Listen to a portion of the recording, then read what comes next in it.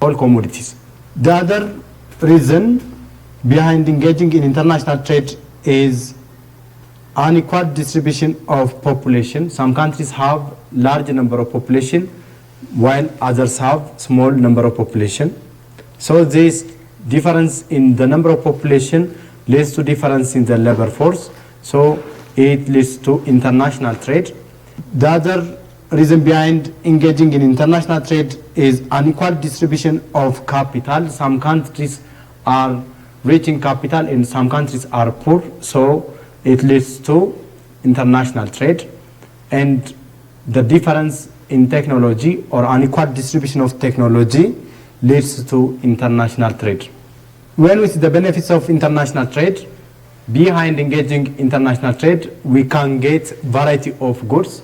If there is no international trade, it's difficult to get all the goods that we need to survive. So variety of goods is the benefits of international trade. Access of raw material and specialized goods is another benefit of international trade. Specialization and division of labor. Competition, if there is competition, there is cheap goods or goods became cheaper. Optimum allocation of resources, surplus production, and possibility of economic development are the benefits of international trade. There are two bases of international trade called absolute advantage and comparative advantage.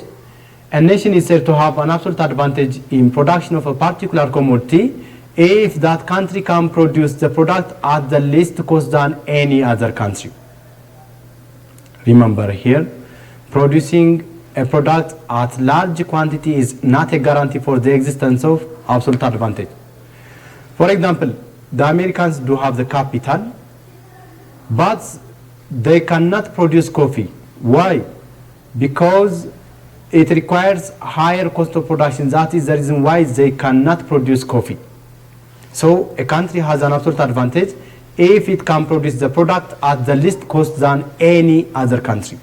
Countries enjoy with an absolute advantage if that country is the sole producer of something, or if a country can produce a product due to climate, natural resource, and level of technology or economies of scale.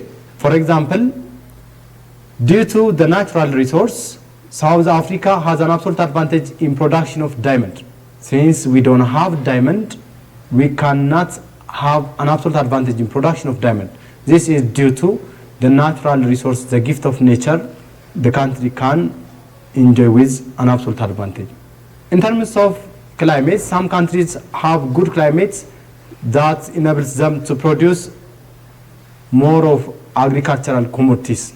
Hence, they will become sole producer, or they will be the one who can produce the product at the least cost than any other country. In this case, the country has an absolute advantage. Comparative advantage. A country is said to have a comparative advantage in production of a particular commodity if it can produce and export those commodities that it cannot produce more efficiently, and by importing those commodities that it cannot produce more efficiently. Comparative advantage is a theory of international trade that is proposed by David Ricardo, and absolute advantage is a theory of international trade that was proposed by Adam Smith. The comparative advantage states that even though countries do not have an absolute advantage in production of a particular commodity, still they can benefit from international trade. For example, Ethiopia has no absolute advantage in production of any commodity. But Ethiopia still can benefit from international trade by producing and exporting those commodities that she can export, and by importing those commodities that Ethiopia cannot produce efficiently. For example, let's take rice and jeans trouser. Is better for Ethiopia to produce more jeans trouser and exports jeans trouser than exporting rice for China? Or is it better to import more trouser and export rice? Because we do have good climate for rice production. Ethiopia has better to engage in production of rice and export production of rice. And since our technology is too backward, we have better to import trouser from China or abroad. So this leads to the comparative advantage. There are restrictions of international trade. Barriers or restrictions of international trade are those factors that affect the smooth flow of goods and services from one country to the other. These restrictions of international trade are mainly targeted to protect domestic economics from unfair foreign competition. And the other reason behind imposing restrictions or barriers in international trade is these barriers or restrictions can serve as a source of revenue for the government in the form of tax. Let's see the major barriers of international trade called tariff, currency devaluation, and quota. Tariff is a tax that is imposed by the government on goods imported or exported. Mainly, most countries apply the import tariff in order to discourage the import of goods from abroad. And this tariff is expected to reduce import of a nation. And if tariff is imposed on goods and services, this tariff is expected to increase price of imported goods. That means the one with a higher tariff has a higher price and a good with lower tariff has lower price. Let's see the basis of imposing tariff called specific tariff, ad valorem, and compounded tariff. Specific tariff is a tariff that is imposed based on the quantity, physical quantity of goods imported or exported in terms of number. But the ad valorem tariff is a tariff that is imposed based on monetary value of goods or the worth of goods imported or exported. For example, in a specific tariff, the tariff imposed on a container of gold and a container of cotton is the same. But in ad valorem tariff, the tariff that is imposed on a container of gold is higher than the tariff that is imposed on a container of cotton, because the worth of the gold is higher than the worth of cotton. Compound tariff is a combination of both tariffs, specific and ad valorem tariff. That means government imposes by using the quantity or the number of goods imported, and at the same time it is based on the value or the worth of goods imported or exported. The other restriction of international trade is quota. Quota is a quantitative limitation or restriction of goods imported or exported. The third restriction of international trade is devaluating currency. Currency devaluation is an administrative reduction in the price or the worth of a nation's currency in terms of other nations' currency. For instance, if once upon a time, if once one USD was converted for 10 Ethiopian birr, now if one USD is converted for 20 Ethiopian birr, in terms of USD, the Ethiopian birr is devalued. That means it is losing its value. But there is a reason behind devaluing a nation's currency. For example, once upon a time, the one Ethiopian USD was converted for 2.07 Ethiopian birr during Darg for quite a long period of time. But now one USD is converted for around 38 Ethiopian birr. That means the Ethiopian government is devalued the Ethiopian birr. Why does the Ethiopian government devalue the Ethiopian birr? The reason behind devaluing a nation's currency is in order to increase export of a country and in order to reduce import of a country. Now let me show you using numbers. For example, in order to import from abroad, the importer has to buy dollar, and an importer with a capital of 100,000 Ethiopian birr, if the price of one USD is 10 birr, an importer with a capital of 100,000 Ethiopian birr can buy 10,000 USD. Now he can buy a worth of 10,000 USD. Now if the Ethiopian birr is devalued and if 1 USD is converted for 20 Ethiopian birr, the same investor with a capital of 100,000 Ethiopian birr can buy only 5,000 USD. Now he can import half of the commodity that he can import before. So the major reason behind devaluing a nation's currency is in order to reduce import and in order to increase export of a country. Now let me show you how one can increase export of a country. When you export, you get dollar, and an exporter, suppose an exporter gets 10,000 USD from export of a commodity. Now if 1 USD is converted for 10 Ethiopian birr, then an exporter with a worth of 10,000 USD can convert with 100,000 Ethiopian birr. Now this importer can export a worth of 100,000 Ethiopian birr. Now if the Ethiopian birr is devalued and if 1 USD is converted for 20 birr, the same exporter with a capital of 10,000 USD can convert this dollar with 200,000 Ethiopian birr. That means he can export double of the value of export that he can export before. So the primary reason behind devaluing a nation's currency is in order to reduce import and in order to increase export of a country. So this currency devaluation is one way of restricting trades in international trade. And this currency devaluation is expected to reduce import of a nation, and it is also expected to increase price of imported goods. Now let's see the mode of payment in foreign trade.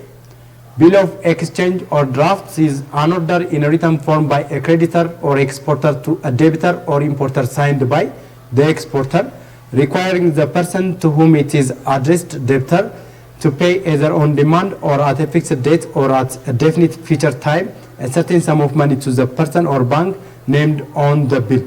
The debtor or importer accepts by signing and it becomes legally binding contract. This is one means of payment in international trade. But these bills might be addressed through banks, but banks will not act on the behalf of either the buyer or the seller. Simply they can serve as an agent. Bankers transfer is the second mode of transporting international trade. It is a transfer of money from the bank account of the importer in his or her own country to the bank account of the exporter.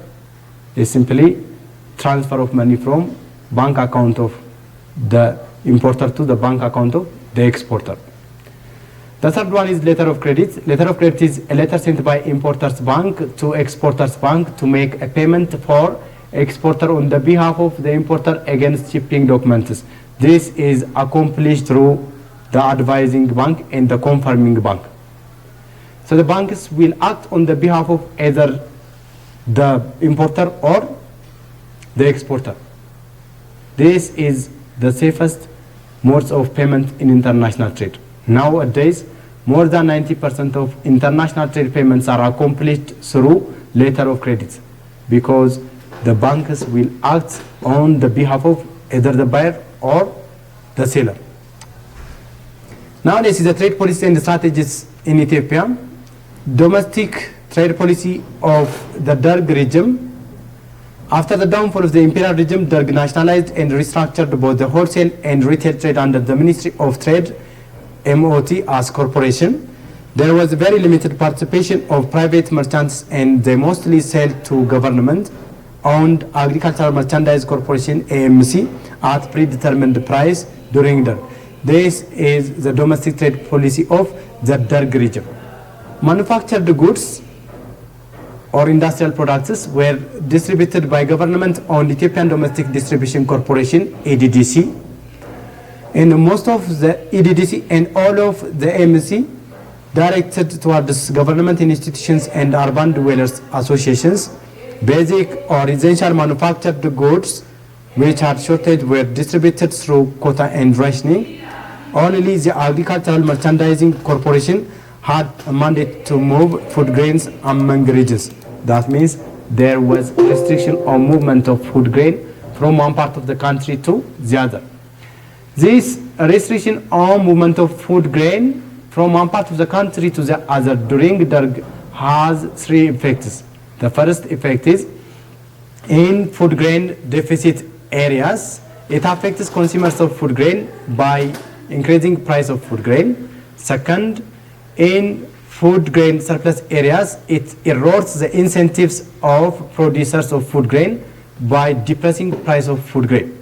And the third effect of restriction or movement of food grain from one part of the country to the other is it disrupts the national food grain marketing system. According to the proclamation of Darg, trading activity was allowed only to proprietors, only to individuals.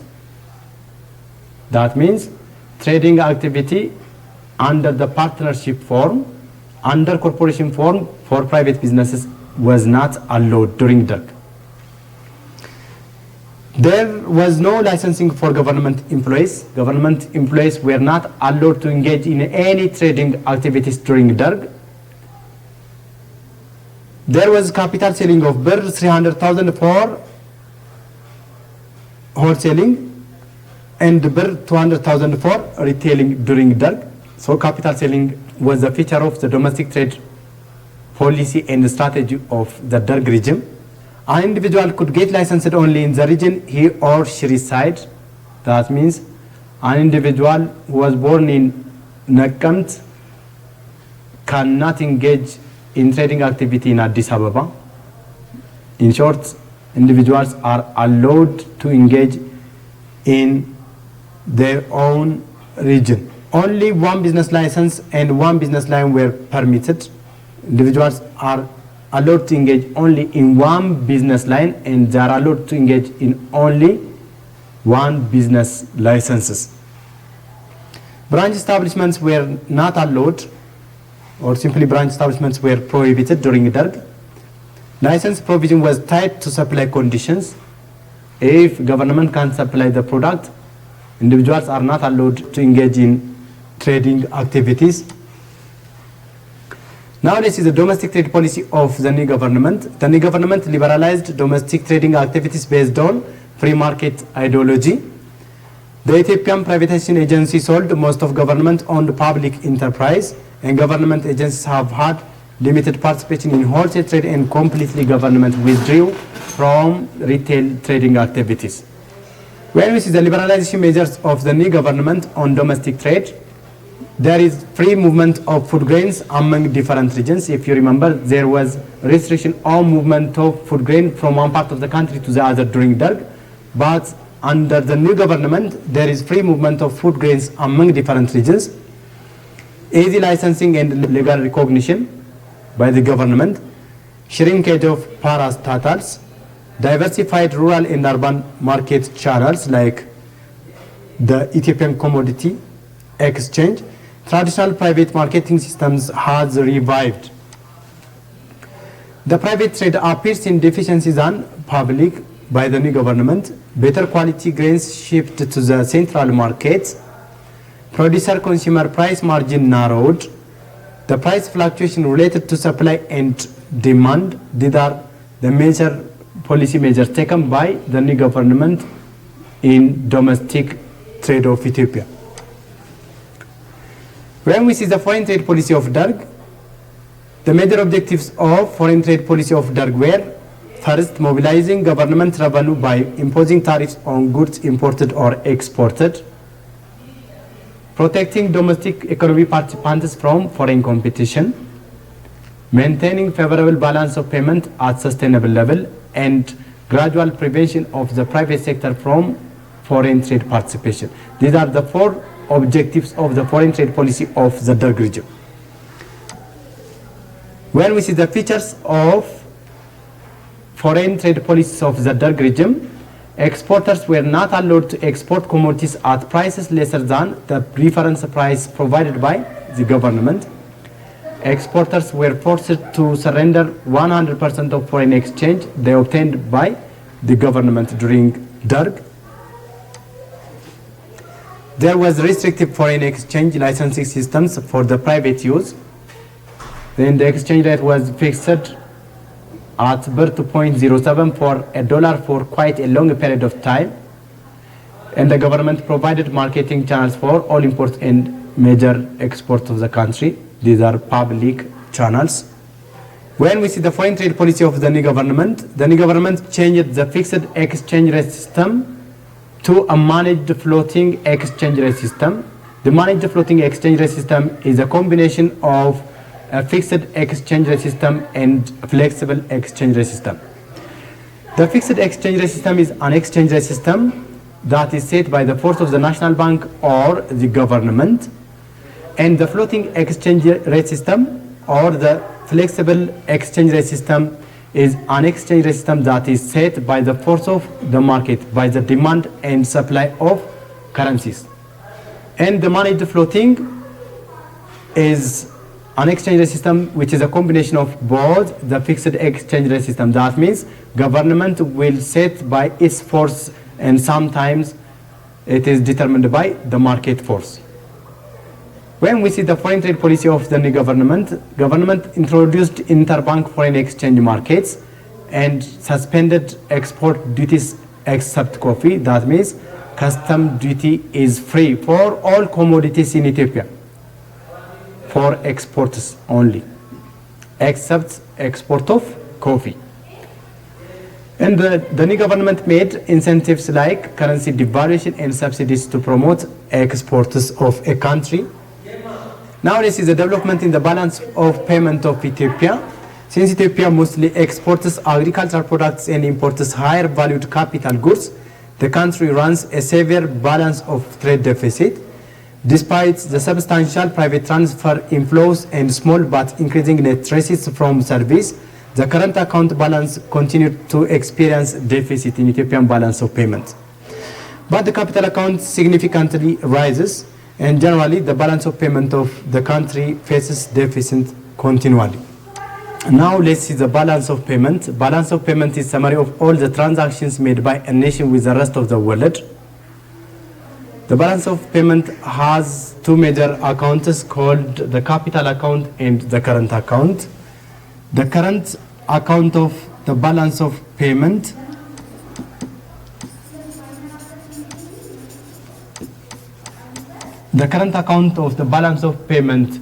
measures the difference between merchandise export and import, the difference between service import and export, and the differences between remittance and gifts.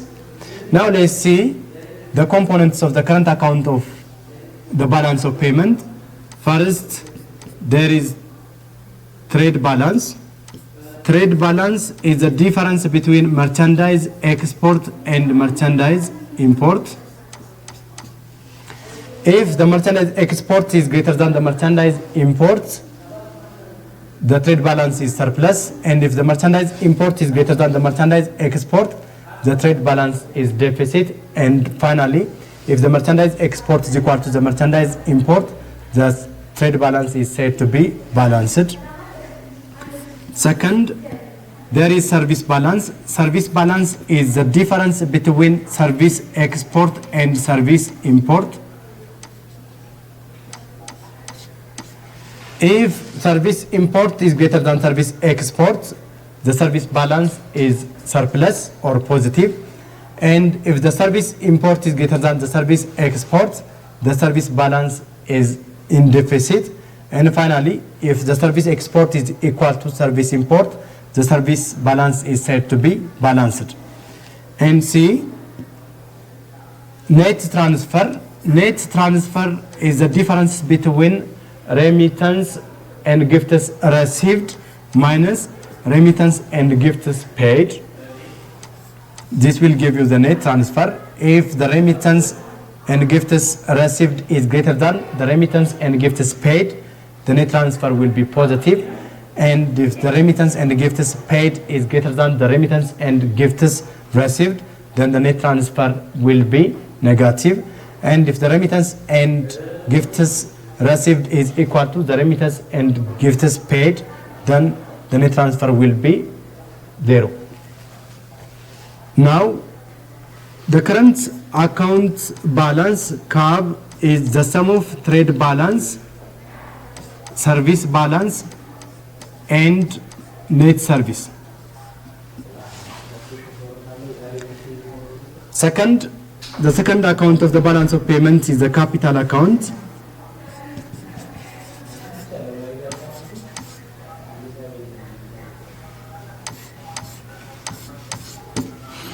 The capital account of the balance of payment measures the difference between the assets held in a country by foreigners and the assets held by citizens of a country abroad.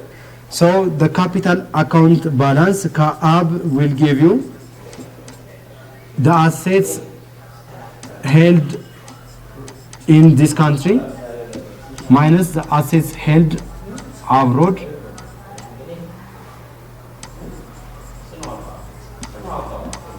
by citizens of a country. And thirdly, there is a statistical discrepancy. Statistical discrepancies are expected omissions or errors that are expected to occur while we measure the balance of payment, while we collect data for the balance of payment. So in order to compensate these errors, we will make some adjustments. This is called statistical discrepancies.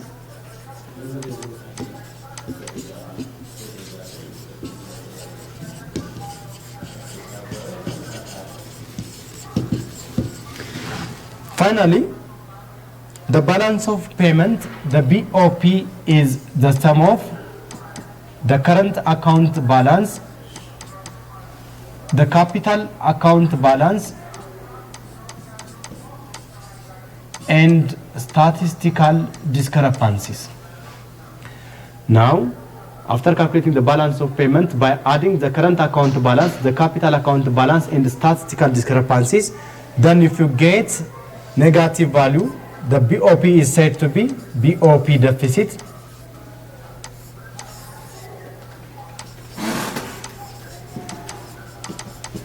And after calculating the BOP, if you get positive value, it is said to be BOP surplus.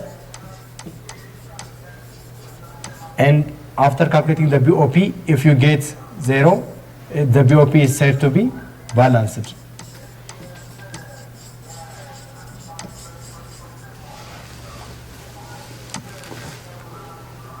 Now this is the national debit service and performance in Ethiopia. National debit is accumulation of loans entered by government from creditor nations and lending institutions. It is classified into two called domestic debit and external debit. Domestic debit is when government borrows from domestic financial institutions. It is the amount of public sector borrowing from different banks and financial institutions in the country. But the external debit is government loan from creditor nations and giant international financial institutions. The national debit service is the amount of foreign exchange or dollar that is required to repay the debt and the interest on the debt. Since Ethiopia mostly exports agricultural products and imports higher valued capital goods, the country runs a severe balance of trade deficit. This deficit in turn means that Ethiopia must borrow heavily to finance its imports. In 1997, the total debt of the country Ethiopia stood at USD 10 billion. That means Ethiopia owed USD 10 billion in the year 1997. The national debit service burden of Ethiopia didn't exhibit decline due to excess of import of a country over export. If there is an excess of import of a country over export, the dollar that we get from export cannot cover the dollar that we need to import. Hence, we will suffer from shortage of foreign exchange, and in order to avoid the problem of shortage of foreign exchange, government will meet such duty. Now this is globalization. Globalization is the process of integrating an economy with world markets. The advantages of globalization are it provides investment capital from abroad. It enables us to get easy transfer of technology, and it opens markets for domestic products by increasing demand for domestically produced products. Competition and division of labor are the benefits of globalization. If there is competition, the society will get quality products at lower prices. It is good for the development of a country. When we see the disadvantage, there is unfair foreign competition, which destroys infant domestic industries. Foreign industries, they can produce quality products by the least cost, but domestic industries produce low quality products at higher costs. Then they cannot compete in domestic markets. That means infant domestic industries will be out of market. Vulnerability of domestic economy to external shocks. If there's a shock, if there is a recession, if there's a depression in other country due to globalization, there is a shock in domestic economy. Loss of sovereignty to address social issues, trigger competitive devaluation and unproductive competition among least developed countries are the disadvantages of globalization. When we see the regional economic integrations, there are different regional economic integrations around the world. The Preferential Trade Area, PTA, Southern African Development Coordination Conference, Common Market for East and Southern Africa, COMESA, IGAD and ECOWAS are among the regional economic integrations of Africa. Ethiopia is member of different regional economic integrations such as COMESA and IGAD. The expected gains from regional economic integrations are increased production arising from specialization according to comparative advantage. Increased outputs arose from economies of scale. Improvement in terms of trade with the rest of the world. Now, students, let me